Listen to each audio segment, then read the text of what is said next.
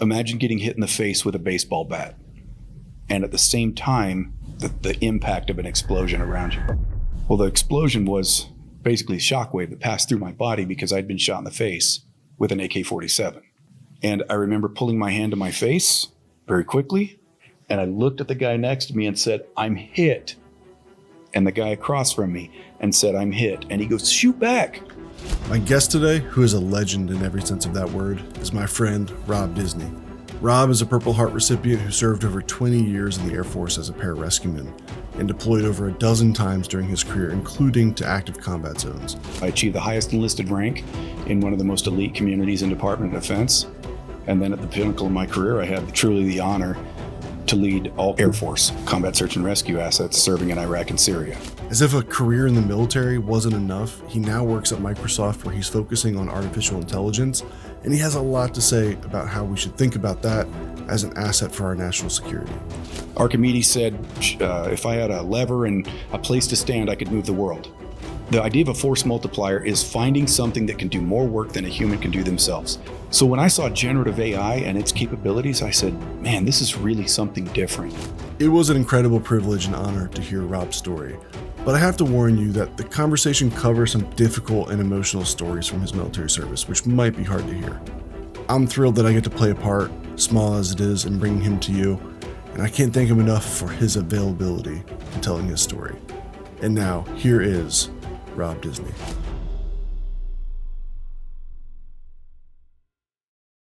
First off, you and I met, I don't know if it was a year ago or so. Yeah, it was a Data and AI Summit. Okay, so about a year ago. Or the data, I'm sorry. No, data security. It was the Data Security Summit. But it was one of those conversations you have with someone where you're immediately like, uh-oh, like that's a guy, we immediately on that wavelength. And I think we didn't shut up. Like we just kept on bumping into each other, missed a bunch of sessions because we're like, just have to keep chattering. And it's like meeting you was like meeting someone that I've known for a long time. And the first thing we connected on was paramedic. Yep. Because you had mentioned you're a pararescueman. And I remembered from some documentary I watched, I was like, those guys go through paramedic school. I'm a paramedic. I have been for 15 years almost. And so I came up was like, you're still a paramedic, and your face lit up. You're like, what? Another cybersecurity guy who's also a paramedic?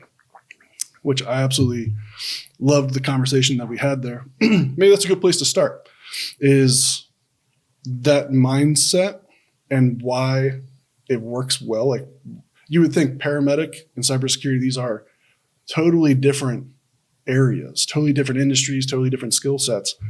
I've been telling people as much as I can, like, no. What makes me a good cybersecurity practitioner is so grounded in the skills I learned as a paramedic and in that field. Now I'm just an ambulance box paramedic, right? So we've got all the resources of fire department. We're in the developed world. So while we run some austere stuff, it's not that crazy. I think you come from a much more extreme background as a pararescueman, which is like the austere of the austere, like the most austere operating environments I can imagine as a rescuer, as a medical professional. I mean, I don't think it gets worse than potentially being in enemy territory, behind enemy lines, having to render aid and perform a rescue. Yeah, I think a lot of what you said holds true, but on the security side, that intersection of security and medicine, it doesn't seem like there would be one, but all you're doing is responding to alerts the same way. You triage the same way. You know, what is happening? What's the most important thing for me to focus on right now? You walk in with a set of rules or a set of processes that you're going to check out, and then you check each one of those algorithmically. And as soon as you come across something that seems important, well, then you go down that path. And I think it is a very easy transition, honestly, to go from medicine, evaluating medical terrain, to evaluating cyber terrain and security. Yeah, I think something you said before we started recording about like needing to improvise, overcome, and adapt. And that's a skill that makes a cybersecurity professional really strong. Like the strongest cybersecurity people I interact with are ones that I can throw at any problem and they'll figure it out. They might not have the answers, but they come to a mindset, or they come at it with a mindset of like, yeah, I can figure this out. Is it bad? Is it crazy? Sure. But I can figure this out. And to me, that's a mindset I've had, since I became a paramedic, because Every call you'd roll, you have no idea what you're walking into. Sometimes it's, just grandma fell over, you kind of help her up back to the couch. Sometimes you're walking into a hoarder's house and it's a mess and someone's trapped way in the back and it's a whole thing and, it's like life threats and all that. And you just get used to, okay, yeah. Whatever it is, I can go and I can figure it out. Right. And how about those times where it seems like it's completely innocuous? It doesn't seem like it's a big deal. Oh, yeah. But then holy cow, something underneath, when you really start looking into it, you find that this is something really serious. Yes. Seeing a young girl gets hit in the stomach with a softball. And she missed the catch and softball hit her in the stomach. And she was, she seemed agitated. She seemed kind of cool, diaphoretic a little bit, but she was mostly there. She was there mentally, but she actually had a ruptured spleen and was bleeding out internally. Now, if we didn't know to look for that, if I had just walked up to her and she'd walked up and say, I'm not feeling really well, and I hadn't been called out on a medical run, I might have just said, no, all right, we'll get back out there and play some more. Tough enough. But while they're standing there dying in front of you, and that's, I think, the same thing on the security side, is that you can get these little signals that just look like something innocuous, completely unimportant. And as you start to peel that back, oh my gosh, look what we've got here. It's something I tell my team a lot. Complacency kills. Now, in the security world, the stakes aren't necessarily that high, but it's a lesson I learned. There's a story that, from my early days, I was a baby paramedic, fairly recently released out on my own. So I was running by myself with a basic. And we got punched out for a woman, like maybe in her 40s, in good health and whatnot. And she had everything that appeared to be an anxiety attack to me. And I was like, I was tempted to take it like, whatever, it's an anxiety attack, like, let's deal with it. But I'm like, I don't know, something doesn't feel right. So I was like, I better cover all my bases. Did a 12 lead, sure enough, STEMI. Massive. So she's having a massive heart attack. I'm baby medic. I'm like, uh-oh. Okay, mindset shift. All of a sudden, I'm like, this went from, calming someone down to, we need to get a helicopter. We need to administer all these meds. We need to prepare her. She was alone with her kids. So it became a whole incident. We're like, okay, now we got to deal with them, deal with her, get her to definitive care. That stands out as a lesson I draw back on all the time. Of like, you can never go in and make any assumptions. You have to do the due diligence. You have to do the investigation. Yes, you have to approach it like the worst case scenario is present and rule that out. Not wait to be proven that it's serious. So from like a security mindset, it's the same thing. You see some indicators of something, it's easy to brush off and be like, someone's just entering their password wrong or whatever. You got to take the time. You got to slow down and really look at it. Sure. Another interesting similarity is I think you have the potential, because you are somebody who puts your hands on another person entrusted with their care. You have the potential to do a lot of harm. Oh, God, yeah. And the same thing exists in the security world. I think of how easy it would be to see an open port and shut it down, and now you kill an entire section of business for a multi-million-dollar or billion-dollar company, trillion-dollar companies these days. The same way on my very first patient of doing paramedic ride-alongs, it was a code. So it was classic. It was an elderly woman in a nursing home, and she was super dehydrated, and she presented in PEA, pulseless electrical activity. Yep. So she had a heartbeat, she had a rhythm on the monitor, but electricity's going, but the heart's not doing nothing. But the heart can't do anything because there's just nothing filling the container. Heart's beating, nothing to beat, nothing to push. My first ET tube on her was a left main stem. Okay. A left main stem. Yeah, I was going to say it's normally the right. It's normally the Interesting. right. It was a left main stem, inflated it, and her left side came up, right side didn't. So I had to back it out.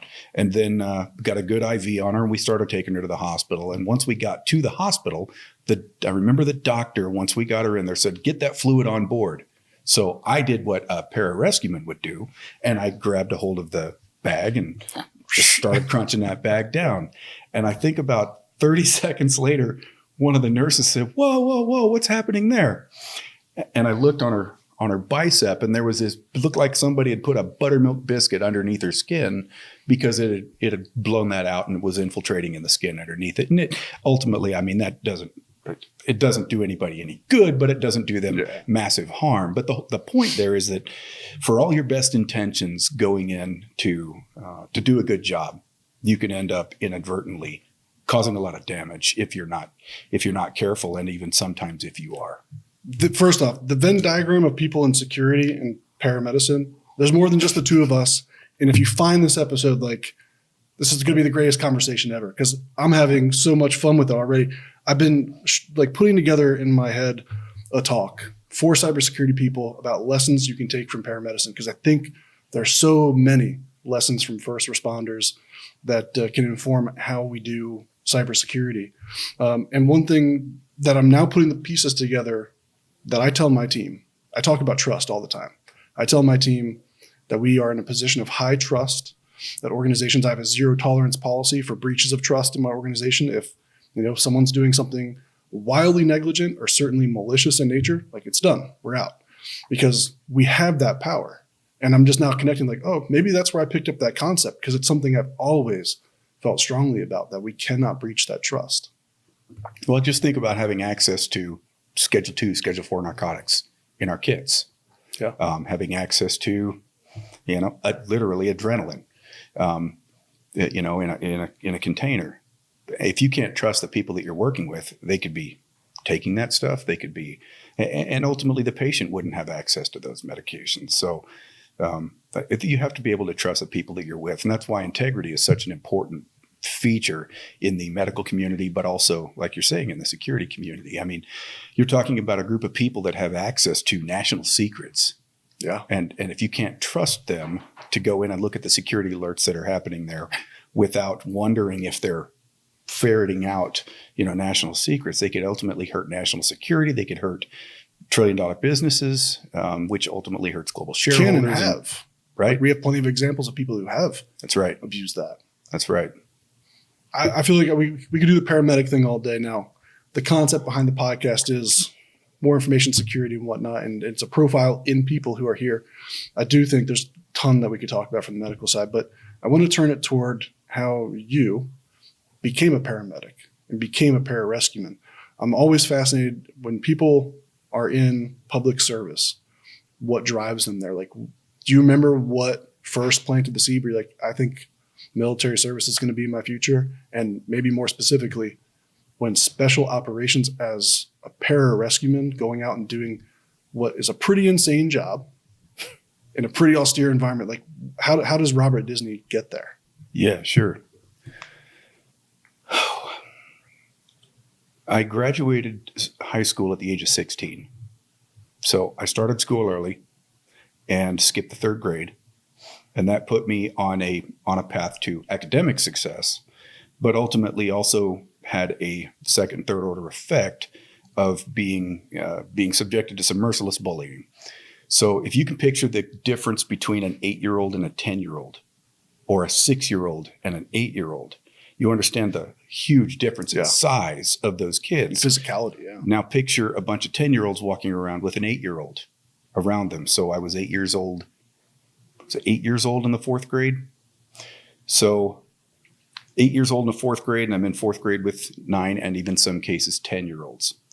And it made me, and I was a very small kid. I was slow to develop or whatever. So it put me at a physical disadvantage, and I was immediately subjected to a lot of bullying. Fast forward a few years, and now I'm 15, 16 in high school, finally starting to fill out into the person that I am now. Definitely not. I don't like bullies. I don't get bullied much, but I wanted to protect people that couldn't protect themselves, and it's always been a calling of mine. With all due humility, I wanted to be a superhero. That's what that's what I wanted. I wanted to be a superhero from a comic book or a movie. And I originally thought about SEALs. I thought about doing something along those lines, but I had gone to college for 2 years towards a degree in pre-med. I thought I wanted to be a doctor, because what's the smart kid going to do? Yep. Well, he's going to go be a doctor, right? And I got to a point where I was just unsatisfied with it. It wasn't satisfying. It didn't It wasn't my calling. It wasn't something that I felt I wanted to invest my life in at that point. I wanted to do something exciting. So I chose pararescue. I walked into a recruiter's office, asked him about pararescue, and he said he didn't know anything about it. And there was a pile of dusty pamphlets over in the corner, and I could go take a look at one of them. So I went and grabbed one of them, opened it up, looked through it, and it had things like medicine, field operations, free fall, combat diver, survival operations, technical rescue, paramedicine. And I said, man, yeah. Yeah, you're looking for excitement. Yeah, this is for me. This sounds great. I was, at that point, almost 19 years old. I guess I would have been about 18 when I walked into his office. And shortly after, I signed up for the deployed entry program and ended up enlisting on August 28th, 1996. And how old were you? Just turned 19. Wow. Okay. Yeah. At that point, I guess I was about 170 pounds or so at about 5'10". I was in really good shape. I had spent the whole summer working out, and good swimmer, running and swimming. So I didn't sign up straight for pararescue. I had a job as a precision measurements equipment lab apprentice. They call it PMEL in the Air Force. I'd have been recalibrating torque wrenches, recalibrating lasers, doing some very cool stuff with a very high technical capacity on the outside, and mostly because I'd scored really high on my entrance exams. But that's not what I wanted to do. So 2 weeks into basic training, I went and I had my initial physical test, what they called the PASS test, physical aptitude and stamina test. It consisted of a 3-mile run. I think it was a 3-mile run, a 500-meter swim. I guess it probably included push-ups, sit-ups, pull-ups, and flutter kicks. So it was an all-day battery. And at the end of it, I had passed it and had scored high enough that I was written down at the top of the list to be a pararescue candidate. When I went over to the personnel section and told them I wanted to change my job from this highly technical job to pararescue that has a 90% washout rate, they warned me, if and probably when you fail out of that program, you won't get this job back. Right. Needs of the Air Force at that point, right? Right. That was all I needed to hear. So I signed away my life and changed contracts. And at the end of basic training, I started pararescue training. Now I've watched documentaries and done some research into it. I did not realize pararescue involved so much swimming and water confidence. I've seen a whole thing about pararescue in dock and just how much that skill set is used and how much that washes people out. And I had no idea. You think pararescue? I'd seen some other documentary of guys in Afghanistan on helicopters going. You're not thinking water rescue, but then that makes total sense when you really think about a pararescue. Have to be prepared for any environment, including aircraft down in the sea. Were you a good swimmer? I was a good swimmer. I wouldn't say I was a fast swimmer or even much of a strong swimmer. I was good at holding my breath, which turned out was valuable as well. But I became a good swimmer over the course of the program. I had no choice if I wanted to become a PJ. Pararescue is also called PJ for people think it's pararescue jumper is the phrase, but PJ was actually the way that they annotated pararescue in a jump billet on aircrew orders back in long history. So I would have thought pararescue jumper. Yep. So PJ is where that came from. It is technically pararescue and jumper, but it's not because they called us pararescue jumpers. It was the way that it was annotated. Was there, were there any moments during your training where you had doubt? Every single day. Okay. How'd you get through that? I think you get to a point where you embrace and become comfortable being uncomfortable. For example, I didn't have a smooth program, a smooth initial course. I went 6 weeks in the first program and ended up failing out for one of the events. It was a water event. And then I immediately had to start at week 1 or day 1, week 1 of the next course of the next team. So 6 weeks and now I've got to start over. That's got to be so hard to face that. So it was. The hardest part about facing it was having to go tell the instructors and stand there basically saying, I'm not going to quit. I'd like to try again. And me and another teammate were immediately dropped for push-ups. And we were moved over to a back corner of the instructor area, and we got left there doing 8-count bodybuilders, which is basically a squat into a push-up into splitting your legs out and then back in and then picking your legs back up and standing up. So it's kind of like an extended push-up. It's not like just doing a push-up or a burpee. And we ended up doing that for 8 hours. There was a rule that you had to be recovered by the instructor that dropped you. And sometimes they would have to pick up the phone and call the instructor. And in this case, they couldn't get a hold of him. So for 8 hours, me and this guy had to do that in front of all of the instructors who were just sitting at their desks doing their job. And then we were cut loose after he came in and realized he'd forgot us. And then the following morning we had to show up and ask again, because obviously we didn't get the opportunity to talk to him. And when the guy standing next to me said the same thing he had said the day before that got us dropped, they dropped us again and we had to go through it again. Wow. It was about another 4 hours. So there's no limit to what you can accomplish if properly motivated, truly. I swam underwater until I blacked out. Far enough until I blacked out. It was about 85, 86 meters is what they called it. It was on records day. We were trying to break records. And so I just took off, a little bit of hyperventilation and took off underwater and went down, back, down, and then about halfway back. And things get really tingly and really pretty and start to feel kind of nice until you're not quite there anymore. And I woke up being kind of held out of the water and having my face slapped a little bit, wake up, save yourself. I think it's about what you have to decide. What is your why? What is actually worth pushing yourself to the limit for?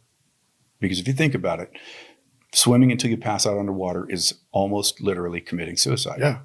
You're able to push yourself past the point of when somebody should surface and take a breath, just simply to accomplish a goal. And while that's not a prerequisite, obviously, to make it through the program, it showed me that there's nothing I can't accomplish if properly motivated. The idea of all the water work that we do is not because it has such a huge water component to it. I will say that I've done work, obviously, underneath a helicopter in the water. It's chaotic and it's not a lot of fun, but ultimately, there wasn't a whole lot of opportunities for doing dangerous work in the water where I had to hold my breath for a long time. But think about what's happening when you're asked to perform tasks underwater.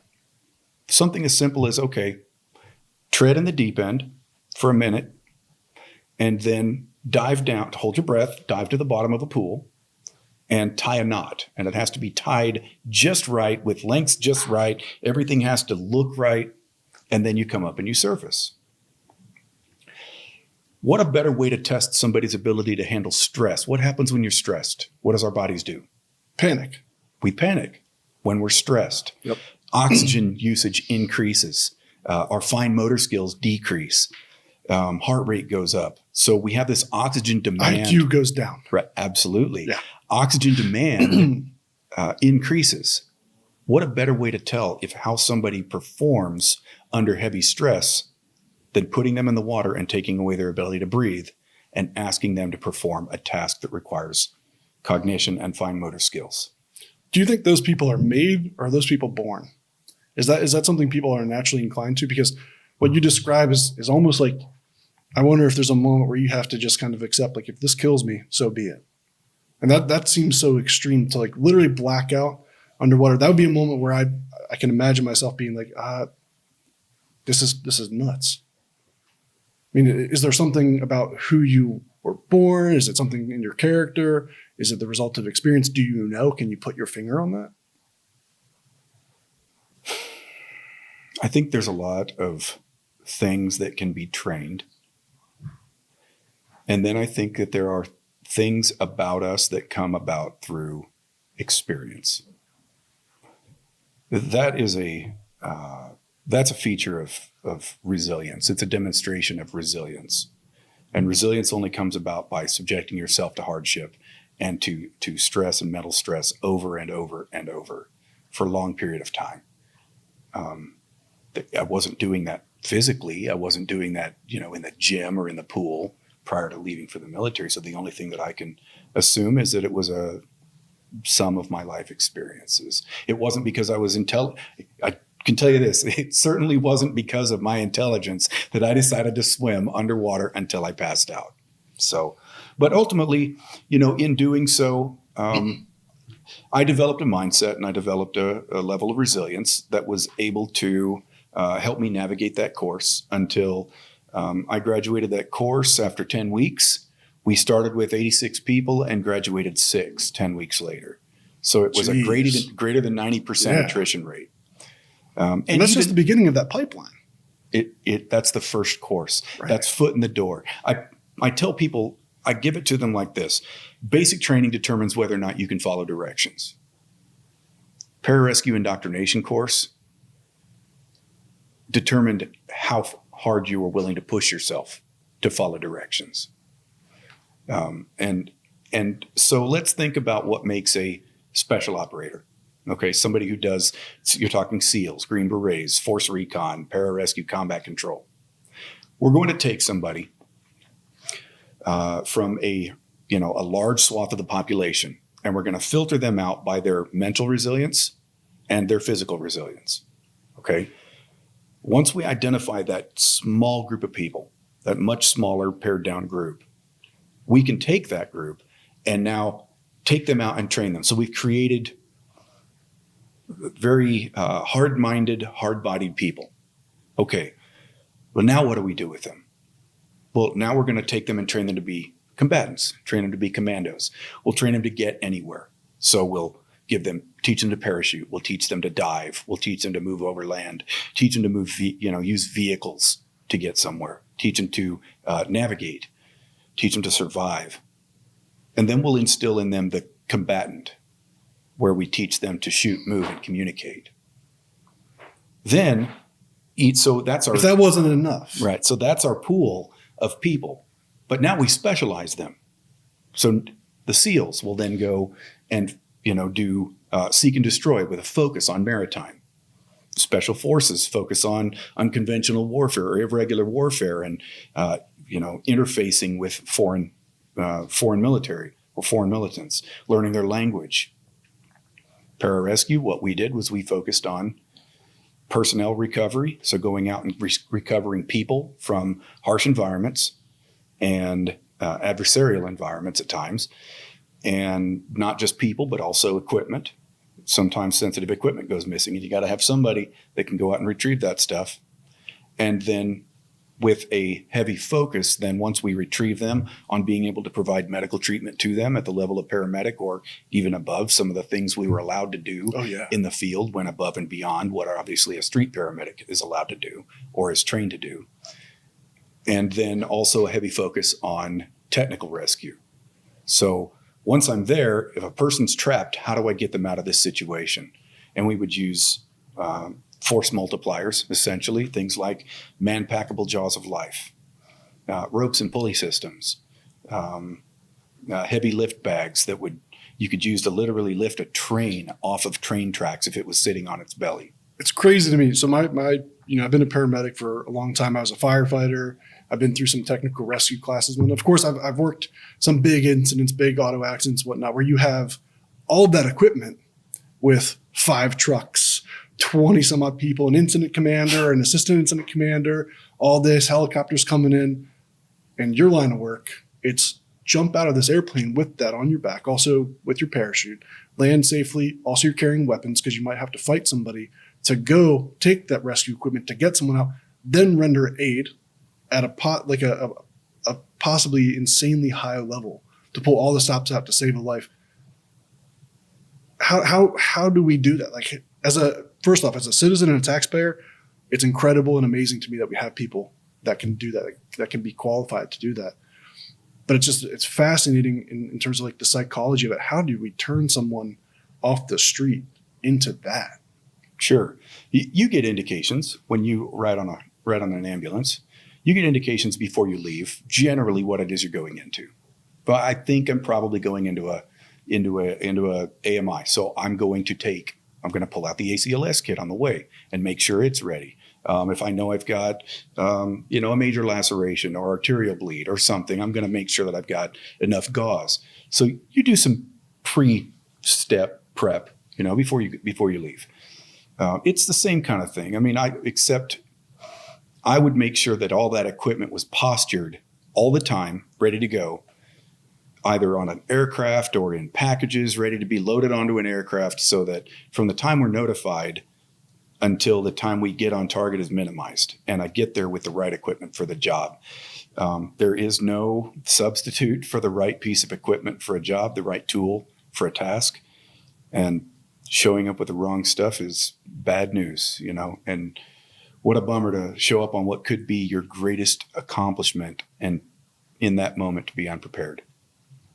Right. And often I think that would be due to complacency. I see that, again, the stakes aren't always that high in the EMS world that I operate in, but there's a reason you check out your unit. And I'm pretty militant about making sure we have plenty of what we need. Sometimes I get mad because people will take supplies off. I'm like, no.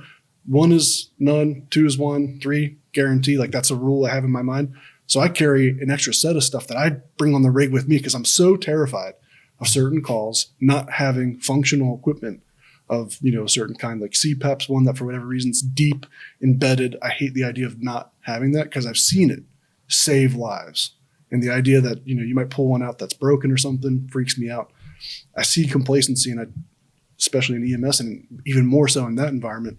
If you get complacent about what you're bringing and you don't bring the right thing, I mean, that might not just be the life of who you're trying to save. That could be yours. Right. And I think that's why there's a different mindset too, in that when you know that other people's lives are at stake, you put more of yourself into what you do. I was asked to deliver a presentation a few months ago, and I showed up, and the person that I was going to do the presentation with was reasonably unprepared. So for the next 24 hours, I did nothing but prep for it. I worked all night on it. I made sure that it was perfect so that when I walked into the room, I'd be prepared to give the best version of that I could. And when I showed up, I was very obviously tired. And one of my coworkers asked me something that still resounds with me, and it's hard to explain to someone. She said, "What do you think would be the repercussions of delivering a bad demonstration today?" She said, "You'd probably just have to redo it later." But in my world, that's not an option. Right. All of my experience, training, and education says you don't get a second chance. You show up ready to go every time. There is no second opportunity to deliver it. So always show up ready to do your best job. And that mindset persists, today, even when it's unnecessary, So sometimes some of those lessons that you learned can be to your detriment later. I think later on we'll probably end up talking about some of the things that made me really, really good as a special operator ended up having detrimental effects later. Once you're out, like in the corporate world? Yeah. Yeah, I could see that. I can imagine. Yeah. So after finishing the pararescue indoctrination course, and then you get pushed through all those schools that I mentioned. Which is about how long? 2 years. Crazy. Yep. So 2 years worth. I initially got, when I went through, we had a short break, a short gap between training PJs to all be paramedics. And for a little while, we trained them to be EMTIs. So intermediates. And then 3 years later, they changed that, and I ended up having to go back later. So did you do your I first? I did. Me too. So I went through cool. I for, all right. We can I-99 or I-85? I think it would have been 85 because I wasn't It was 1997 at the time. Yeah. So I went through that program, got out of pararescue school, graduated with, I think there were only by that point, 4 or 5 of us of that original 6 group that became pararescuemen and put the beret on. And I went to my first installation was Moody Air Force Base in South Georgia. And I did all the usual thing. Like, it was really cool. I got to do parachuting all the time, especially the initial upgrade training was, I'd learned generally how to be a pararescueman, but now I had to be shown how they did it, how we really do it, and was responsible for maintaining all of my own equipment and showing up ready all the time. So initially I had to do a lot of helicopter flights, a lot of parachuting operations, a lot of parachuting into water because we were stationed in South Georgia and we still did a lot of work off the coast. But I also learned that unit had a mission set of doing space shuttle recovery alert. Wow. Okay. Which was wild. So that mission was amazing. What we ended up having to, so here's what we trained for. The idea that the space shuttle could launch and if they had to abort the landing or had to abort the launch, well, they could, at a certain point, they could still abort and return to Canaveral. But in the event they couldn't, they would continue out over the ocean and would have to either bail out over the ocean or try to land it on a runway somewhere, or if that's not available, just try and land it somewhere. So you had to assume that it could be, any degree of calamity out there.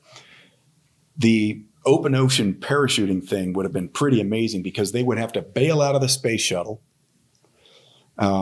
which not at high altitude, at low altitude, obviously before it crashed, into the ocean. And they would end up being about a mile apart, separated out in the ocean. Jeez. And now they could be in the middle of nowhere. And who knows how far from land. So what we did was we sent teams of 18 total PJs to 2 sites, 9 each. The idea being that you would so we would send people to either Morón, Spain, Banjul, Gambia, or Marrakesh, Morocco. And at some point, I think we were also in France. But we had PJs, a team of 9 there, and the mission was this. We had these boat packages collapsed down into little cubes in the back of the plane, and 3 of them. So we would fly out over the ocean, find where the astronauts were, fly along the line, and drop 3 PJs plus a boat package at one end, at the center, and at the other end. And the idea being the ends drive inwards, and we all create this little water world of boats and rafts and stuff out in the middle of the ocean, and then wait for somebody to come pick us up. So it was a really amazing mission to be on, and got to do a lot of overseas travel doing those. But then, reality kind of hit, and I ended up deploying to the Middle East a few times in the late 90s. We would go sit we were helping to enforce the northern and southern no-fly zones in Iraq. So Saddam had been told, you can't fly planes north of this or south of this. And we had fighter jets that were there, obviously, to go intercept if that happened. So since we have fighters in theater, we have to have rescue in theater. So we would have PJs on the northern and southern sites just in case a pilot had to punch out. Thankfully, I don't believe it ever happened, but I deployed 4 times in support of that to either Kuwait or Turkey. So I told you that I got EMT intermediate straight out of school. So the Air Force decided to go back on that decision and say all pararescuemen have to have paramedic. So those of us that had received intermediate in the meantime now had to go achieve paramedic. So the way that we accomplished that was not to send us to an Air Force school. Instead, I went to Tidewater Community College in Virginia Beach. So interesting. Okay. So I went there January of 2002 to June of 2002. I was there. Went to school for about 20 weeks and finished out an accelerated paramedic program to make that bridge from I to P. Bet you had the most interesting stories in that class. I remember my I2P class. I don't think there's anyone that had been, trained on rescuing people from a space shuttle in my class. Yeah, it was different. On the space shuttle thing, did you guys get training on the actual like spacecraft and having to perform technical rescue if, say, that landed somewhere or crashed somewhere and having to get people out of it? Yeah, we did. We wanted to have firefighters with us, obviously, if they were on a base somewhere, if they landed on an airfield, but it would require a huge airfield, so we had places set up for that. The firefighters would have handled that, if they were there and able to do it. Otherwise, it would have been us. So we had to learn all the hazardous corridors with hydrazine and cyanide and all the other things that it had on it. But also suit removal. How do you remove a spacesuit from an astronaut? It's basically a big, strong dry suit. Trauma shooters won't do it? Trauma shooters actually will do it. Trauma shooters are phenomenal. Trauma shooters do just about everything. I remember having my mind blown in one of our trainings about fire operations. They had a bunch of old fire gear, so they'd have, simulated down firefighter, and find out the first time that you could cut through that cut-resistant material fairly easily. Now, we went through about 10 pairs of trauma shooters, getting a guy totally out of it, but I was like mind blown, like, wow, that actually works? Okay. Yeah. Interesting. It's awesome. When something like Columbia happens, are pararescuemen activated? Like when that happened, were pararescuemen activated to go and try to find and recover them? It's a good question. I'm not sure. I would imagine they were, but I also would imagine that the government would have had a pretty good idea of where the debris was scattered. Yeah. We weren't typically activated to be on watch for space shuttle reentry. It was only on the launches. That makes sense. Yeah. Because I guess the launch is where you're most likely to have something like an aborted, where they have to go try to land somewhere else. The coming back is, I don't know if they have a whole lot of latitude of what they can do. It's kind of just a controlled glide. Yeah. Right? There's no propulsion involved. It's a flying brick. So, yeah. It just basically falls out of the sky on a vector. Fascinating that worked for so long. Yeah. It's too bad we gave that up. We recorded a podcast recently, and I looked down when you were talking. I was like, oh, am I wearing that sweatshirt? I have a great NASA sweatshirt. It says like 1987, has a space shuttle. Oh, yeah. In my office, over my shoulder, always behind me, I have a newspaper I saved from Columbia. And that was one of those moments. I was a young guy. I might have been like 8th grade, 9th grade, something like that. But that I keep it there, and it's got the photos of all the astronauts. It has the photo of the debris and the sky. And I was talking to someone about this recently. The reason I have it, it's a great reminder to me of like what the real stakes are, what what humanity's capable of, where we're going, but what the cost is. Yeah. And that, those people who are easy to kind of forget about if you're not thinking about them, like they were at the forefront of what humanity's trying to do. And to me, that's always a great grounding when I'm over at my computer working away, getting stressed out, because I had too many emails today. When I would turn around and walk outside my office, oh, okay, there's a reminder of what, how serious things can really be. And it's always good to kind of take stock of something like that. Yeah, sure. So at the end of your pipeline, you're out, you get assigned to that unit, you do, mentioned a couple tours prior to the breakout of conflict where we're invading Afghanistan and Iraq. But you serve combat tours during the global war on terrorism. Yeah, that's right. Where first? Sure. Obviously, 9/11 changed everything. Of course. And there were forces that left that day or the day after, and we had people on the ground. Was it that quick? Yeah, it was that quick. Yeah. Makes sense. I'm glad it was that quick. We had people there really fast, or at least on the way en route. March 4th, 2002, while I was in paramedic school, me and two of my classmates, who were also PJs, going through that with a bunch of civilian medics, we got pulled out of class and informed that one of the guys from my own team had been killed in Afghanistan. And it was this kind of, oh my God, wake up call.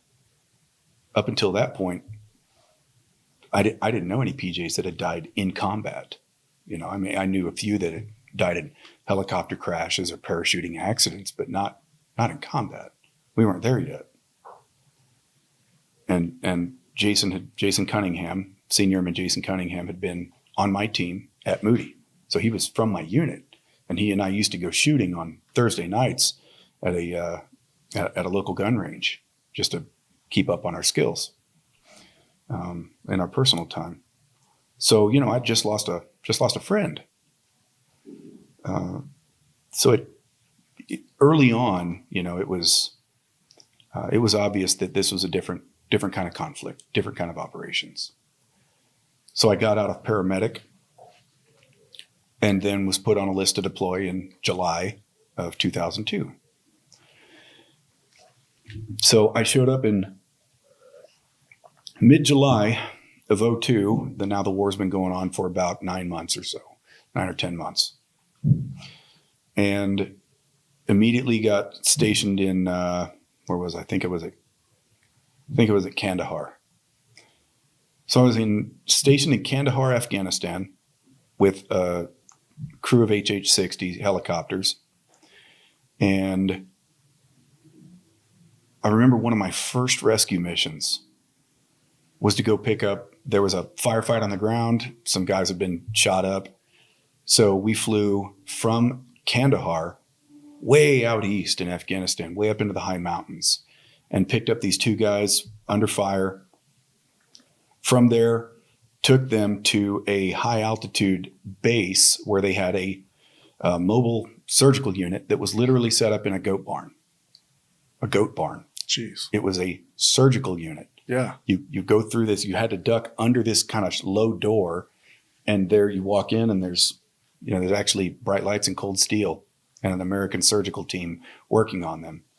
And I remember one of them had an evisceration of his abdomen from the GSW.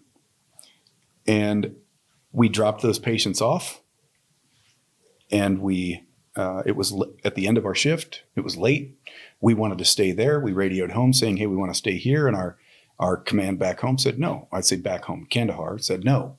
You guys go ahead and come on back. They were thinking about the alert posture for the following day and the helicopter usage. Okay. So we took on a full load of fuel. We're at high altitude. It was a hot night. And as we took off out of the site, we experienced right as we took off, what's called a brownout. The helicopter was heavy, so it didn't have a whole lot of power, and it's at high altitude, and like I said, high temperature. And as we crossed the edge of the kind of paved area, the dust kicked up because we weren't getting out of what's called out of ground effect. And it became very apparent very quickly that we were in an emergency situation. Normally, you can just keep on driving forward. You'll clear the dust cloud. You pick up enough altitude and enough speed that you get out of ground effect, and now you're flying. But in this case, the pilot decided to try to set it down. And when she came inside the aircraft, when she stopped looking, she lost all visual outside and came inside to look at the forward-looking infrared radar, the FLIR. That particular unit was down. So we had no ability to see what was happening Total around us. disorientation. Complete. I remember one moment, and this all happens in a period of seconds. Sure. I turned and looked at my teammate, and I could barely make out his NVGs. Barely make out. Inside. Yeah, inside the aircraft. We had the doors open, the side doors open, the cargo doors. And I was sitting in it kind of with my legs hanging out. And when I realized that we were moving, I remember there was a point where it was complete disorientation. It was chaos. Nobody knew what was happening or how high we were. And I caught the ground. I saw the ground, and it was moving from our back left towards us. So we were sliding backwards and left really fast, which means we're sliding back towards the base.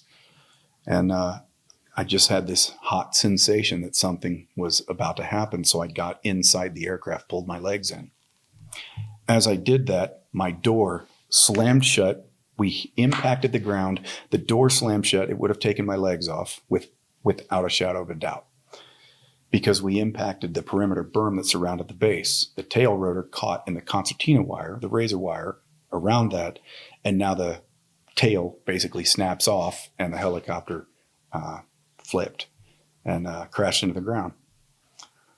And that was your first? I think it might have been my second flight, my second operational mission in country. It was August 12th, 2002. Wow.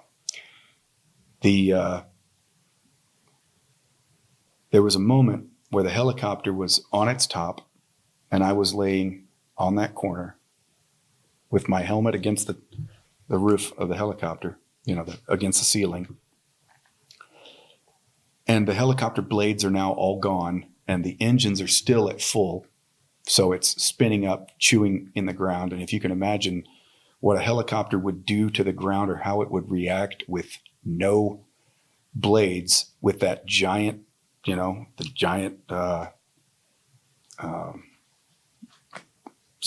head over top, just chewing into the ground. It was extremely violent, extremely scary, very, very loud. And I actually thought to myself, I'm going to die here. Can I ask when I can't relate, nearly, but there's something, graduating fire school, the first time you rolled on something and it was real and you mask up and you're going in, that was a real gut check.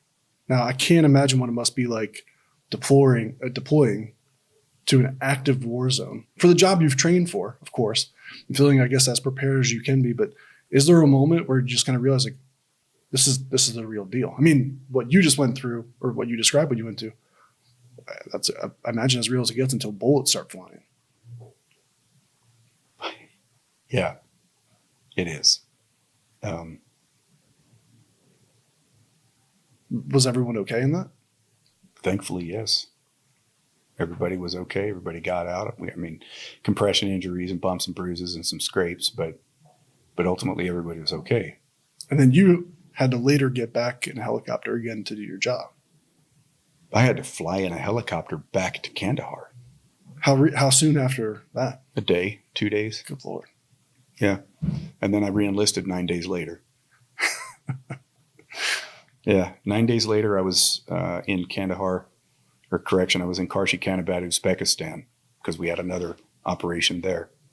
And I re-enlisted in front of the base headquarters, knowing that I had just been through a helicopter crash. Because, of course, I thought, okay, I'm good now. Get it out of the way. Right. Get it out of the way early. Nothing else is going to happen. It'll be smooth sailing from here on out. That was your mindset? Yeah. Yeah. At that time. Let's fast forward. Yeah. I went home from that deployment, I think in maybe late September, early October. I think it was early October. I was expected to be on home station for 6 months or so before I'd head out the door again. And then one of the people about to leave on the Thanksgiving era or timeframe deployment in 02, his wife was ill. So I said, all right, I'll take that. I'll take that deployment, sure. So now I'm back out the door, back in Afghanistan, just after that.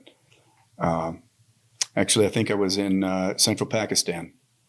So we had C-130s sitting at a base in central Pakistan. Now, I don't want you to think cross-border operations, the controversial, okay, are we going into Pakistan to pursue terrorists? It wasn't like that. That's not what we were there to do.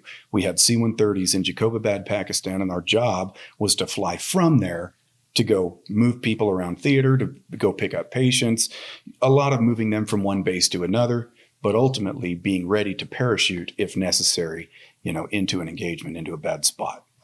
The closest we came to that happening, to actually getting to parachute for a rescue in Afghanistan, we were standing on the ramp with the ramp open. There was a group of special forces guys that were on the ground, and they had some guys that had been shot up, but they were in a convoy and they were all moving somewhere.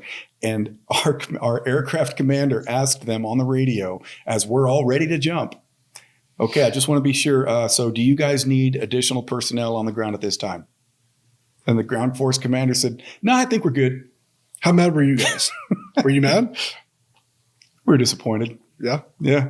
Here's your big chance, to go get a jump mission. And yeah, we didn't get to go do that. So it was kind of disappointing. Did you guys pull that commander aside later and be like, why? Why'd you ask? No, but every time I talked to SF guys after that, I would tell them that story and say, if anybody ever asks you, do you need additional personnel on the ground? You say yes. So So no jump in theater. No, so we're doing the C-130 thing, and a couple of our guys got in some trouble and ended up having to leave theater. Just keep that. Yeah. Well, just like that. They had to leave theater. And so I had to backfill those guys on the helicopters. So now I'm back on helicopters.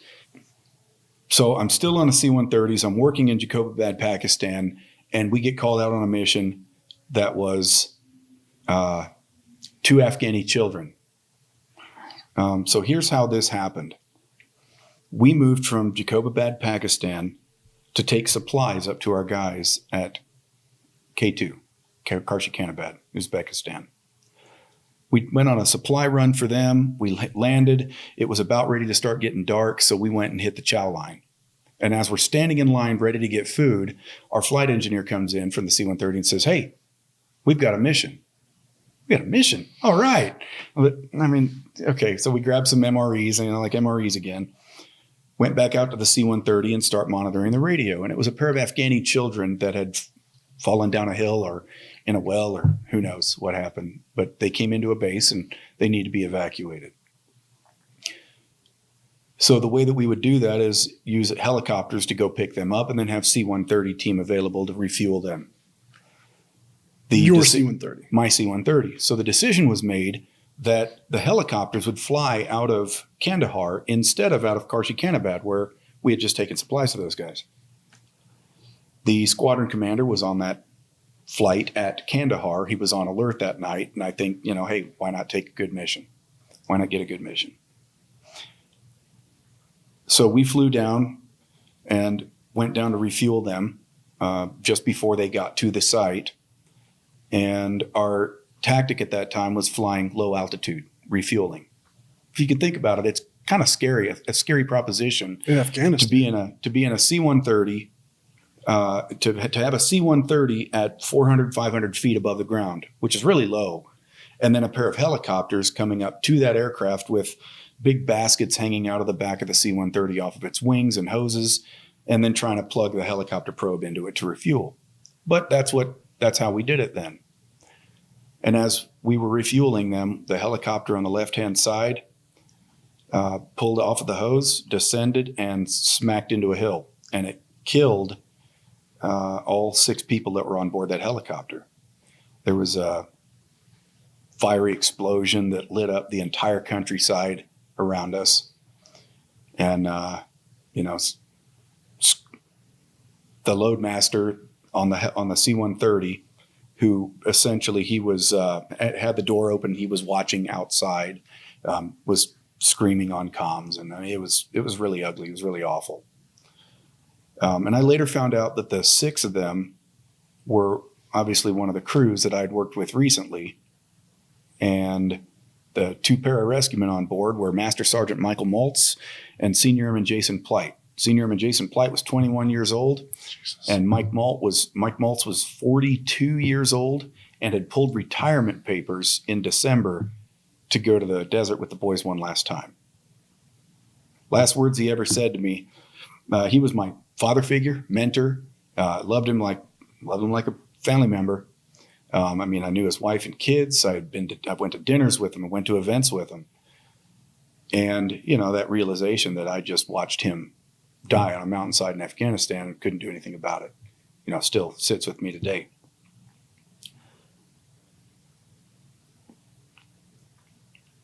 And that's has to be incredibly difficult to be witness to that. I'm sure the feelings of helplessness, because you're in an airplane. You can't go land and do your job to try to help and recover. The other aircraft went to recover the bodies and did what we call self-SAR, self-search and rescue. So save yourself. They went to recover them.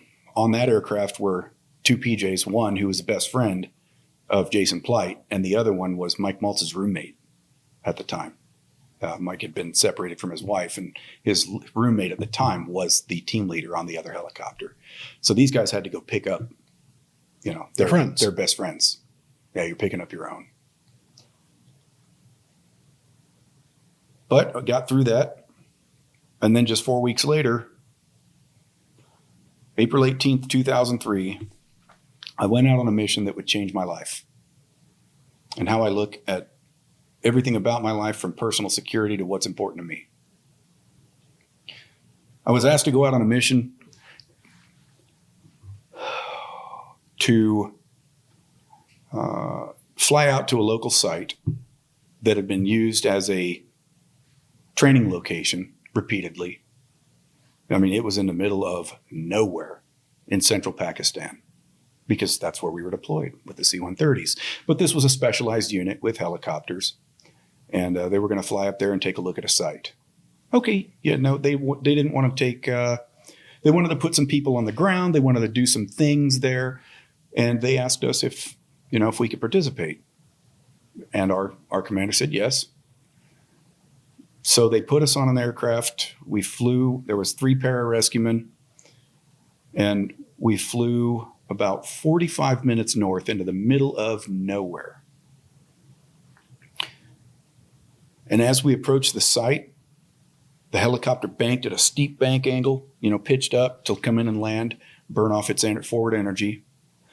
And just as we were about to touch down, I remember hearing pop.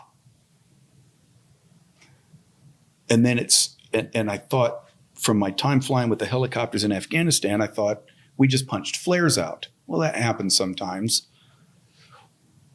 And then I heard pop again, and this time it sounded like a snap. And I knew what was going on, because there was this tiny little light of dust that was, a little laser beam of dust shining through the skin of the aircraft. Getting shot at. Yeah, we're getting shot at. As we had approached the site, I remember seeing what looked like 4 people standing in a small group. And I mean, really tight little group. They were standing there talking. And then as we turned again, they were gone. So they had scattered and taken their positions. And we were ambushed from maybe 50 to 100 meters. It was automatic fire, small arms fire, AK-47s. And as soon as I heard the sound of incoming fire, I wasn't the team leader. I was a young guy.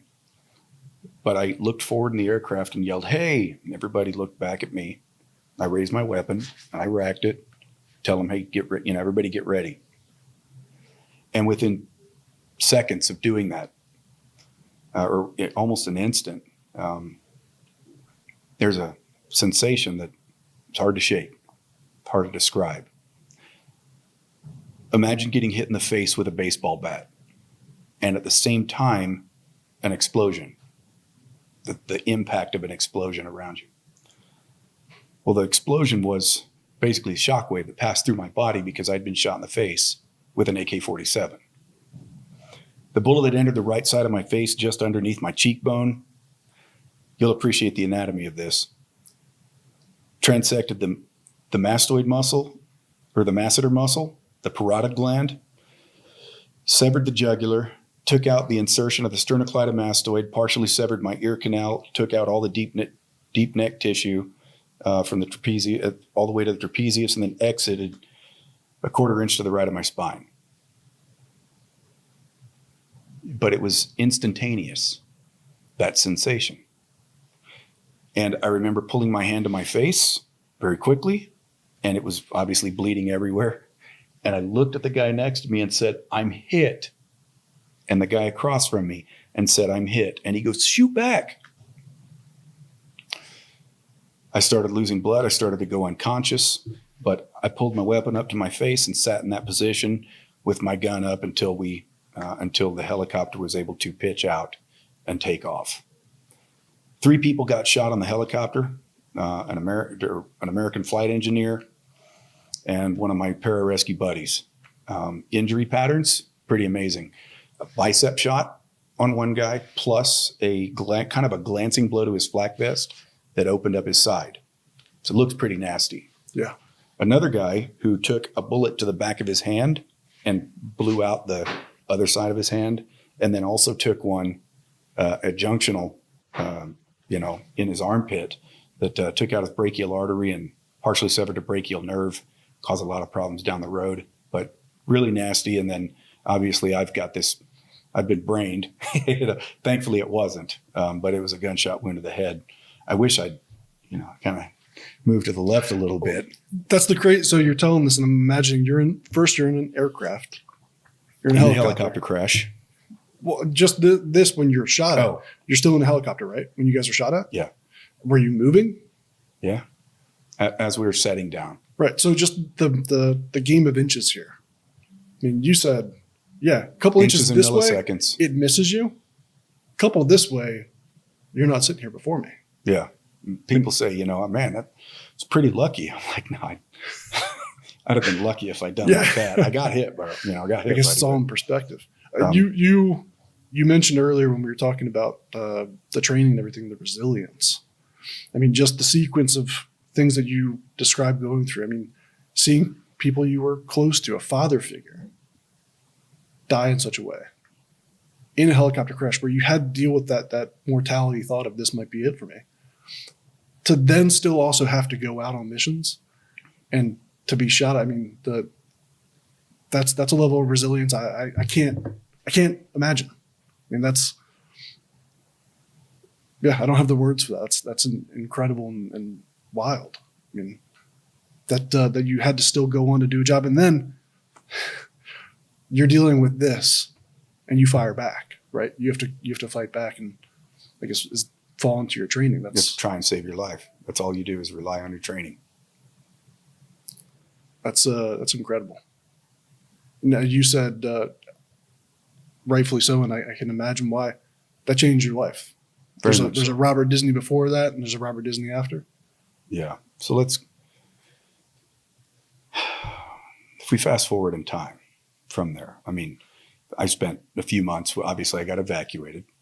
I spent a few months with a paralyzed face. I've seen the photo too, which we'll maybe show. The motion eventually came back. The movement eventually came back. I had a huge, awesome scar on the side of my face for many years, and my face didn't quite work right. And I ended up getting surgery that corrected that later. 4 months after getting shot in the face, I got back on full operational status as a pararescueman. I told you I wanted to do this for a living. So I got back on full operational status as a pararescueman, unrestricted. And on September 15th of 2003, after being 4 or 5 months after being shot in the face, I broke my right arm on my first free fall parachuting jump back on status. I just got over a gunshot wound to the face, and now I have to recover from a broken arm. But all the lessons that I'd learned in resilience up to that point, paid off.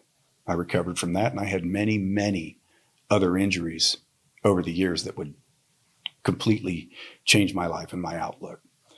I told you that it changed how I look at everything about myself, one person before and one person after.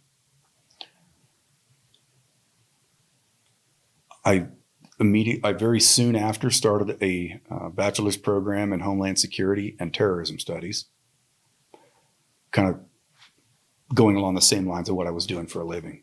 And along the way, I learned about cyber terrorism. Now, I was always a computer tinkerer, computer builder, part-time programmer, just tinkering with it and as a hobby with Python. And I got interested. I learned about the Stuxnet attack. It's my favorite story, bar none, Yep. of what cybersecurity and our capabilities are. Yep. That's so fascinating. Stuxnet and Flame is what drove me to decide. When I realized that you could create kinetic effects through electronic means, I mean, why not make a printer spool continuously until it catches fire? Yeah. Burn someone's house down. That idea of cyber terrorism drew me to cybersecurity. So I followed up the bachelor's with a master's degree in cybersecurity. In the meantime, I was ascending the ranks of the military, the enlisted ranks, until I ended up the chief of the 1st Expeditionary Rescue Group. So I achieved the highest enlisted rank in one of the most elite communities in Department of Defense. And then at the pinnacle of my career, I had truly the honor to lead all combat search and rescue assets serving in Iraq and Syria. So Air Force combat search and rescue assets as a chief of the 1st Expeditionary Rescue Group. I had 500 airmen. I had 5 squadrons at 3 geographically separate locations performing an Air Force core function of personnel recovery in the Middle East. And by the time I had achieved that position, I had a new perspective on what had happened to me that day in 2003 on April 18th, which was, by the way, Good Friday, some Good Friday. What they had taken from me that day was not my security. Because if you're truly secure, no one can take that from you. What they did instead was exploit the vulnerabilities inherent in my security posture. I was going into a location that I believed was safe, a safe network with safe assets that I trusted. That's why the whole concept of zero trust in cybersecurity makes so much sense to me, and why I think I'm asked to talk about it a lot. Because trust is the illusion of security. And that's one of the biggest takeaways I got from, other than obviously all the resilience and some cool scars and stories. Yeah, something of a lesson in, challenging assumptions there. Yeah. So I retired medically on the 1st of June, 2017. After I got back from being in Iraq for that group chief position, running the rescue group, I ended up getting a diagnosis as a result of some head injuries from yet another injury. I fell out of a helicopter in 2008, and it caused traumatic brain injuries. It changed my personality for a while. My ex-wife described it as, she described the immediate aftermath for about 6 months as changing the channel on a TV. Same TV, it's still on, but it's a different channel. I liken it to, let's think of a bowl of water, and you smack it on the side really good. Some of the water sloshes this way, it sloshes to happy, and some of it sloshes this way to angry, and some of it sloshes this way to sad. But then when the water settles, when the dust settles afterwards, what's left is less than what was there before. So I was less happy, less sad, less everything, and was left for a long time with some pretty unique personality changes. The basilar skull, cribiform plate kind of damage caused some anterior pituitary problems, and also problems with specifically what it did when it's cerebellar, reduced my resting breathing rate to where I have waking apnea. Wow. I have it's a central apnea. Yeah. So out of nowhere, I'll just, when I'm truly at rest, especially profound rest, lay down on the couch and watch TV and zone out, and I'll find myself apneic, taking deep gasps for breath. But I didn't recognize that for the severity of what it was at the time. So that kind of finding of the waking apnea drove a medical retirement. Well, if I'm going to retire fully, and I'm unmarried without kids and have nobody to take care of but a dog, and I'm in a position where I can fully retire because I made some very good decisions on the investing side while I was in, I figured, I had to think, where do I want to be? Where do I want to end up? What does ideal retirement look like for me?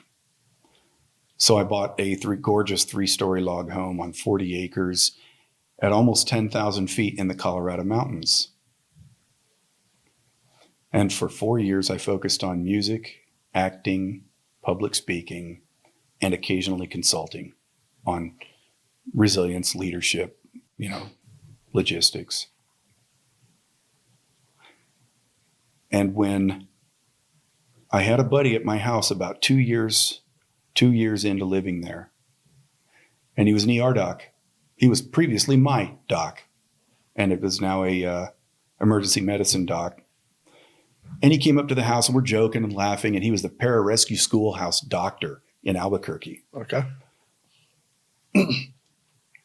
And one day we're sitting up there at the cabin, and he was like, "Yeah, I can feel how lightheaded I am. You got a pulse ox?" Say, for anybody listening, it's a little device they put on your finger, to check your oxygenation. And I snapped it on him, and he was at 91%. Okay, yeah, he can feel it. Yeah. He snapped it on me, and I was at 82. So he said, we joked about it, and he's like, put it on a different finger. So I put it on a different finger, and he goes, give it back to me. And we played around with this for a little bit. And what he found, at some point, he said, all right, all joking aside, if you showed up in my ER like that, I would have no choice but to admit you to figure out what's going on. That led me on a bit of a search to find out what was happening. And within a few weeks, I was on supplementary oxygen 24/7. My paradise had become a prison. You know, I was no longer retired. I was, I was dying. I bought the cabin to die up there, just not so soon. So after 8 months of being on supplementary oxygen around the clock, I decided enough was enough.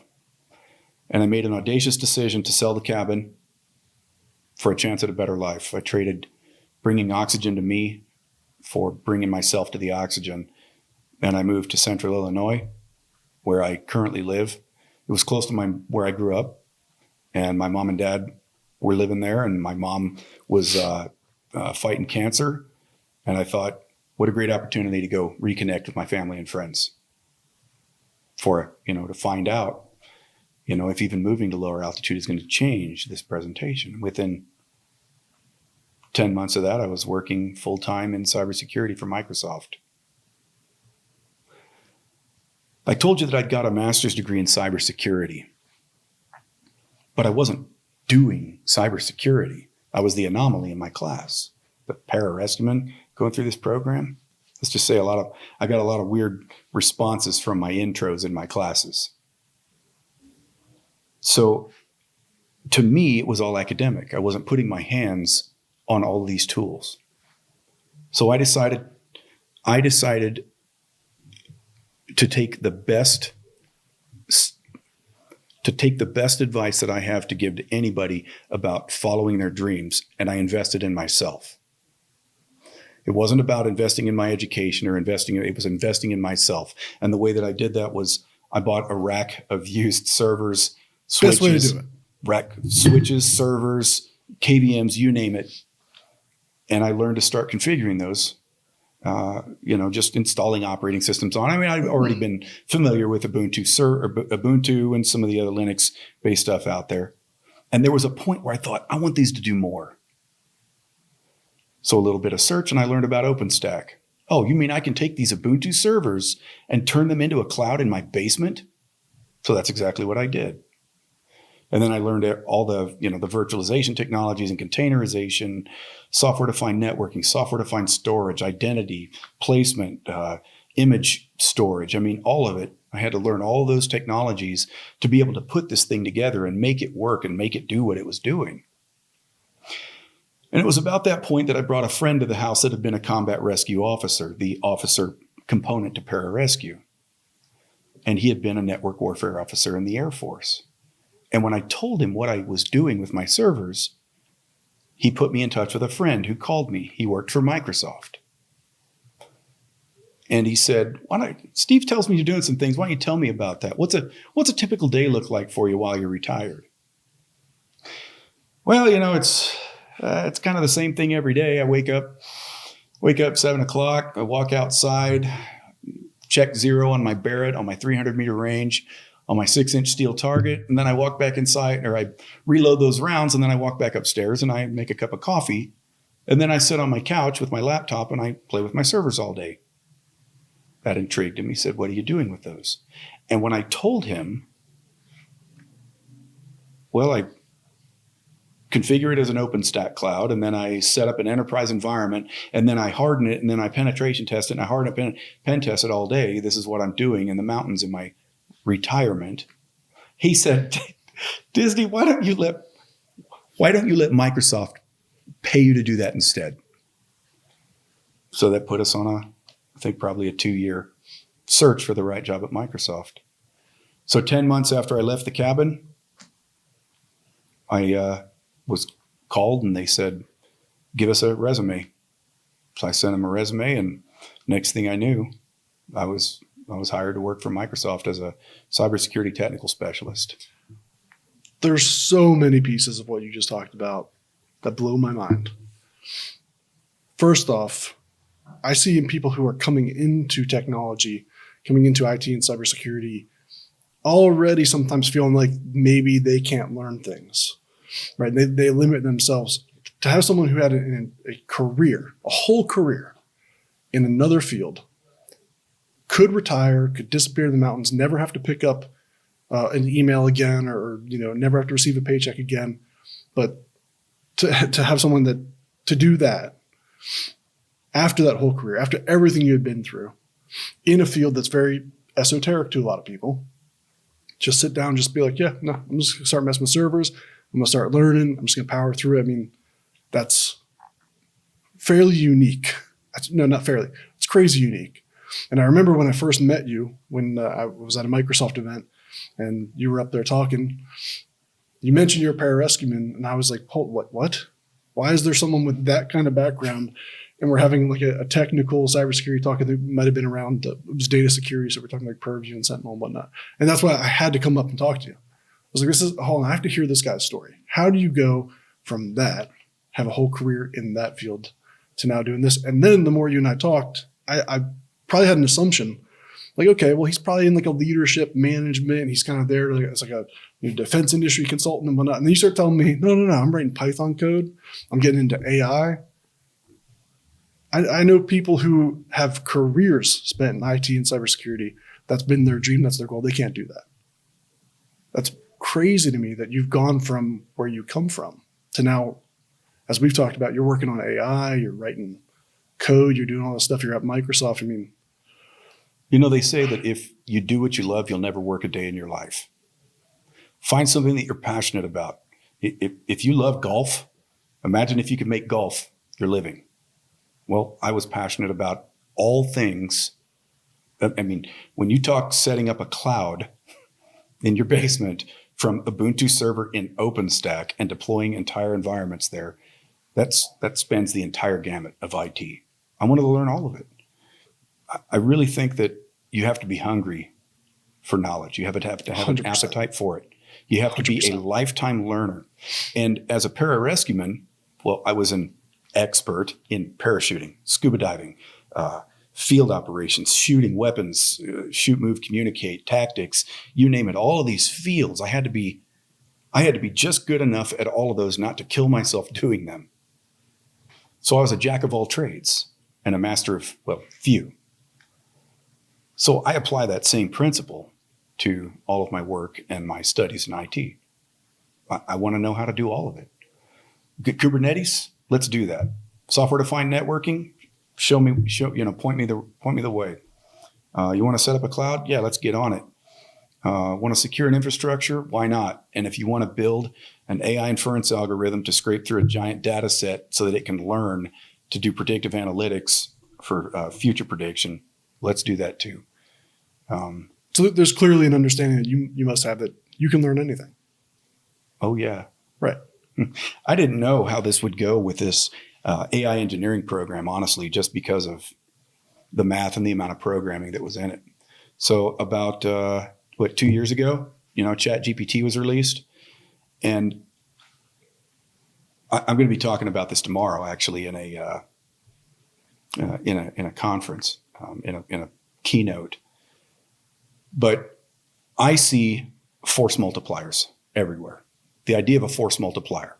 Archimedes said, if I had a lever and a place to stand, I could move the world. So the idea of a force multiplier is finding something that can do more work than a human can do themselves, or enables a person to do more work than they're capable of doing themselves. Jaws of life, heavy lift bags, pulley systems allow a person to do that. Generative AI, coming from somebody who was a pararescue team member, team leader, planner, logistics specialist, deployment manager, to leading Air Combat Command's standards and evaluations branch, to being a chief of an organization. If I'd had access to generative AI, I could have saved so much more time, which means saving time. Time is money. Time is money and time is lives. Taking an asset that is what we call high demand, low density, there's not a lot of them, and they're in really high demand. Those are expensive assets, and expensive, For sure. expensive on the energy expenditure side, not just on the financial side. So when I saw generative AI and its capabilities, I said, man, this is really something different. AI's been around for a long time. It gives us our ads in Facebook and helps predict the weather poorly. But now we have a way that the average person can interact with artificial intelligence with their own data. You don't have to be a data scientist to understand your data. And I saw the writing on the wall as it applies to mission. So I went all in on it and I started using it. I started configuring it. Now I'm throwing Python scripts to make calls from one platform over to ChatGPT so I can ask questions about it. And I started to make a name for myself in it. I started to get some attention and started to get people coming to me as a consult. And my definition of success is when people come to you for advice in an area. You've become successful in that area when people ask you for advice in it. And I started to get a lot of people asking me for advice on artificial intelligence and generative AI. So I said, let's professionalize this. So I did what I do. And I applied for a master's program in artificial intelligence engineering. I don't just want to manage an AI department. I want to understand everything that happens underneath it. At one time, I was the medic, the hands-on medic, and I had to learn everything there was to know about medicine to do that effectively. And eventually I was leading people who did that. Well, today I'm following that same path. I'm learning everything there I want to know, trying to learn everything there is to know about AI so I can eventually lead a department in some of my areas of specialty, which are cybersecurity and AI. That's a fascinating amount of humility to start at the bottom again. When by all rights, you could say like, hey, I've led hundreds of elite people in combat zones, right? Anyone would hire you for a C-suite to manage a bunch of people and whatnot, but you're no. Send me back down. Let me get in, get my hands dirty, start here and build back up. That's fascinating to me. My toughest leadership challenge is starting over in a new industry. By far. I would never have gone from a chief in pararescue and decided to be an airman basic in another squadron or a staff sergeant or anything other than being a chief, because by that point, like you said, C-suite level, by that point, I am more highly valued for my ability to lead a large organization than I am for any of my tactical skills, my low-level technical skills. But I understand now that I was never going to walk from pararescue and immediately lead at Microsoft. Nobody's going to say, we get it. Okay, you led 500 people. Let's find a department that's got about that many and we'll throw you in there. Good, got it. Because I don't know anything about the industry, the culture, or its mission. So the best way to do it is get in there and get your feet wet and learn it. I came back to work for 4 reasons. I wanted to work with great people. I wanted to work with cutting edge tech. I wanted to take better care of my family. I was already taking good care of my family, but I was retired. But take better care of my family. And I wanted to lead, influence, and inspire. I've had to reframe. I did all 4 of those in my current position. I've had to reframe my thoughts on lead, influence, inspire, what that means to me now in my current role. Whereas before it was my scope of leadership, my dollar value of impact. Now it's more, how much have I helped my customers secure their infrastructure? Am I helping prevent the next midnight blizzard, the next Stuxnet, the next attack on a dam or a water system? So I still get to lead, influence, inspire. It's just in a different way for now. Yeah, and I know from conversations we've had, you're still looking to help the warfighter where you can as well. Like I know one of our first conversations, we were real excited because it's like, man, we're again on the same wavelength. And you were talking about an idea of like, there's a process in the special operations community where you're like, you're seeing the tech now, what it's capable of. There's so much we could do to help them, like you said, improve their use of time.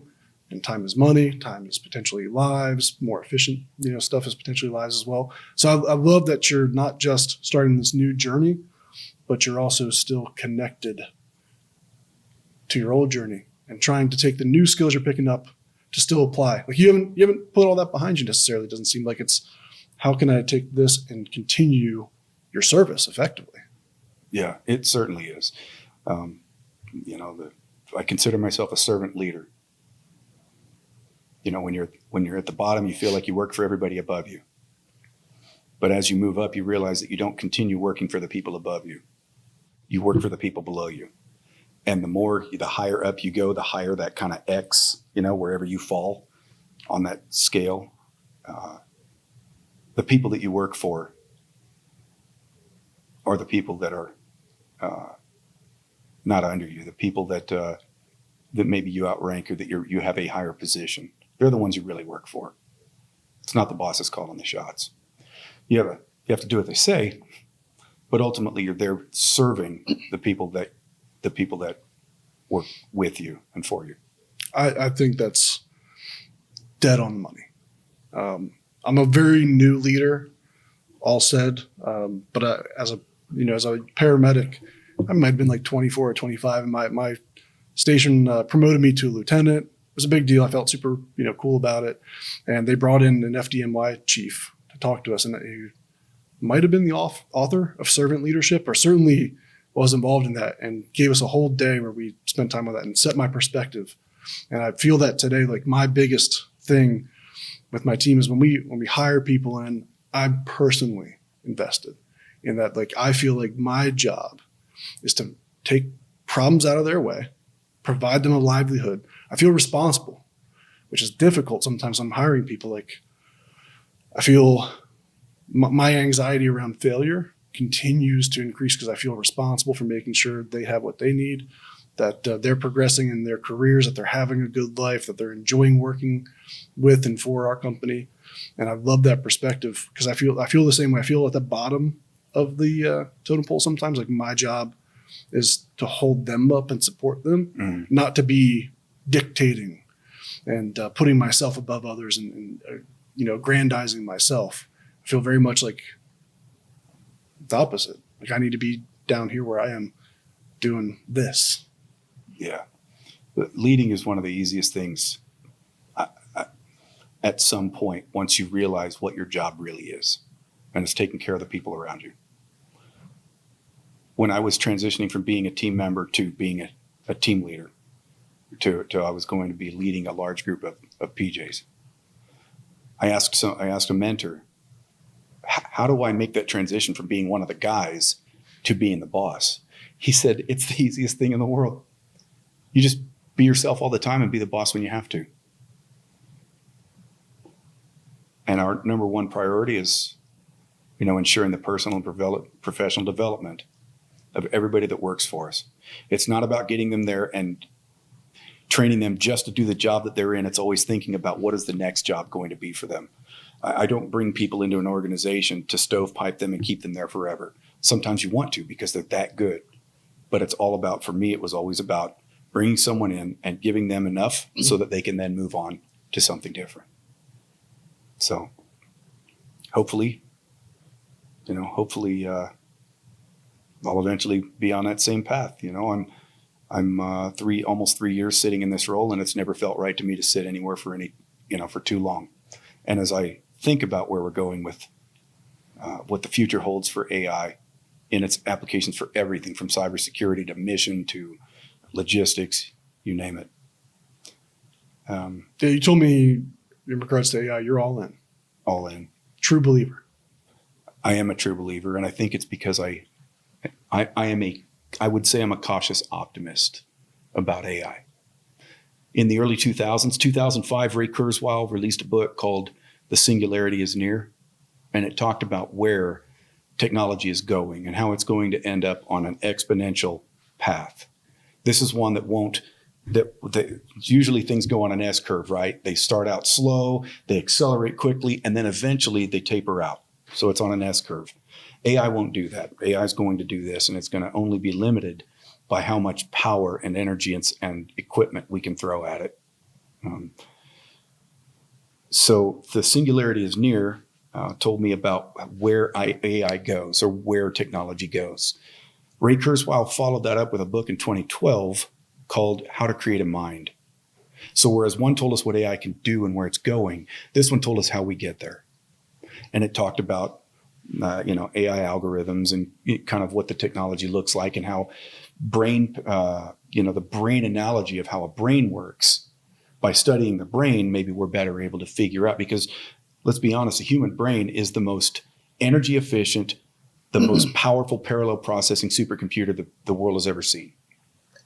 Potentially the universe. Potentially like I say, it's the most complex system in the universe, which is right here. I just saw an article that said that 1 cubic centimeter of brain was just mapped completely. 1 cubic centimeter. They sliced it into 5,000 individual pieces at 30 nanometers in size and prepared them all. I mean, how you do that, I don't know, but they did that, and it took up 1.5 petabytes of data. 1 cubic millimeter of brain. It's wild. It takes 1.5 petabytes of data to describe it. Its complexity. Obviously, we have a long way to go with everything from storage to analysis to computation. And we're already just starting to see remember how hard it was to get GPUs about 3 years ago? If you wanted a GPU for your computer. Great time to own NVIDIA stock, right? Man. Just to play some games, right? It's up, 6 times in the last 24 months or 36 months. I think we're going to see, we're going to very, very quickly have to use AI to create better and more efficient AI, while at the same time using AI to create better energy storage and energy production. I think we'll lock down fusion, and I think the future is very, very interesting. But I will say that with caution, and here's why. I created a program. I built a Python script called Jarvis. And I know it's great name. It's right. I love it. Of course. Let me tell you what Jarvis does. Jarvis allows me to create a prompt in a text document. Write a Python script that will do the following. And then it sends it to ChatGPT. ChatGPT returns the Python script. Then I take the Python script, parse out the Python portion of it, and write it out to a file called script.py, script_v1.py. Then I take it and execute it via subprocess. So now ChatGPT has just written a script that's being executed. ChatGPT is executing code, writing and executing. Then I take the prompt, the script it wrote, and the code, and send it back to ChatGPT and say, based on what you were asked to do, what you wrote, and its results, are you satisfied? If yes, return only satisfied. If no, revise the code. And it does that on loop over and over until it optimizes it. I don't have to write Python code anymore. Yeah.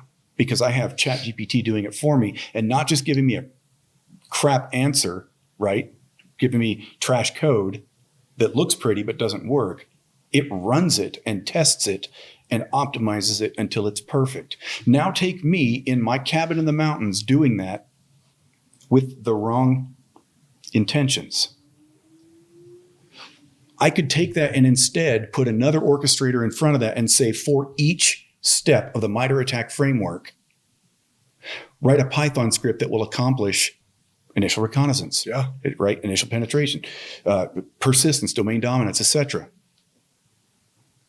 And then I could containerize that app. And I could put it in a Kubernetes cluster and spin it out to 1 million instances.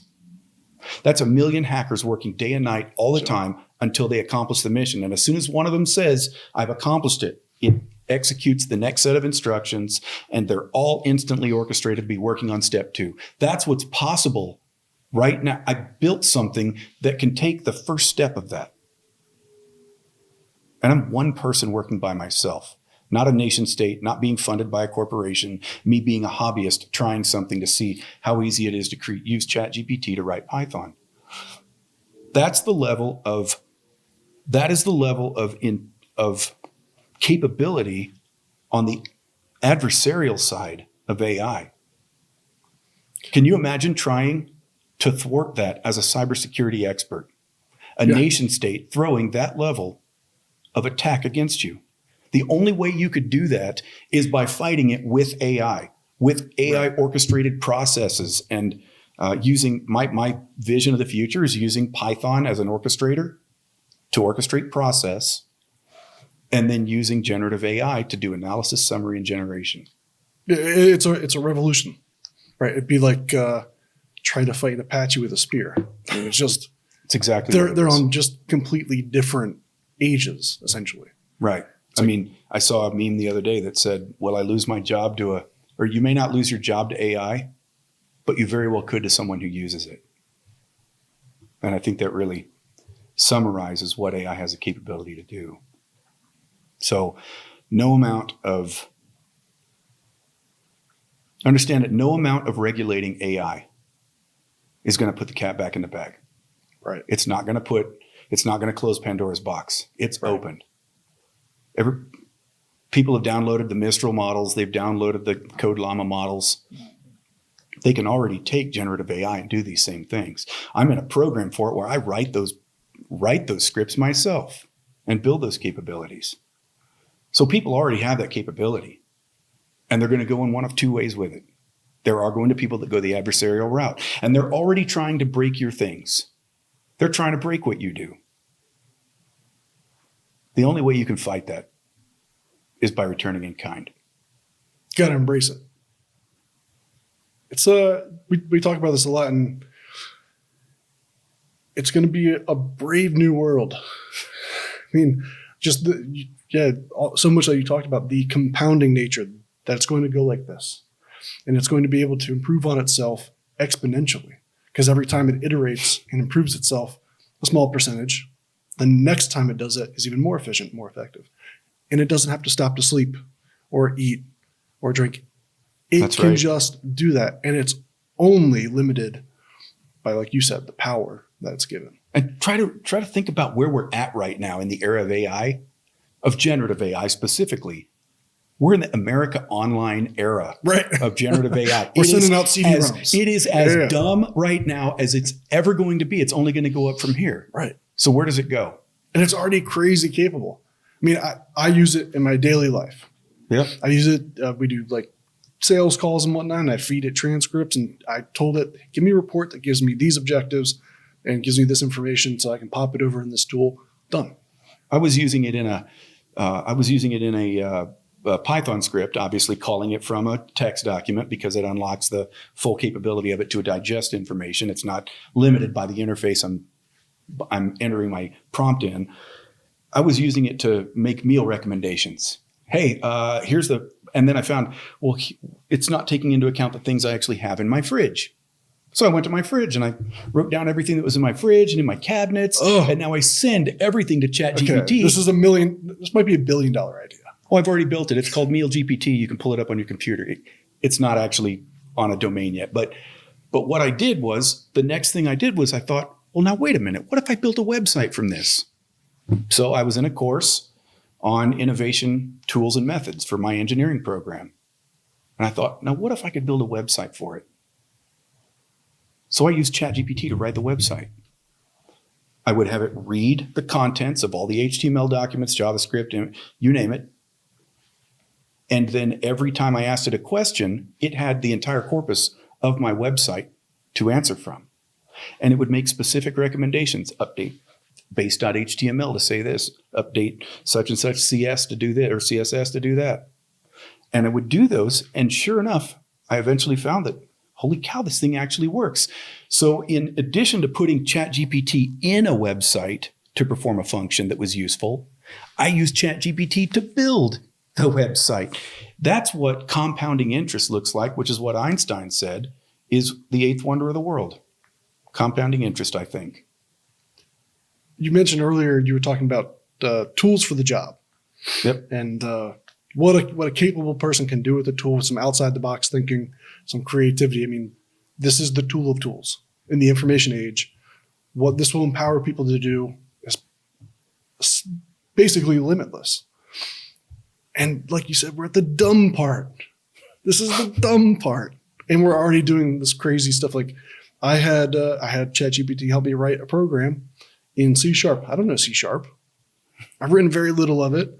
I'm not a programmer. I don't know how to structure it properly. In the course of a night of just me working with it, prompting it, feeding it its code back and saying, oh, this didn't work. Try something else. Iteration, working program at the end of it. I'm not a programmer. Right. And this is the dumb part of it. Now what you were talking about, where you can feed it back to itself to continue to iterate until you're satisfied with the outcome I told you I want.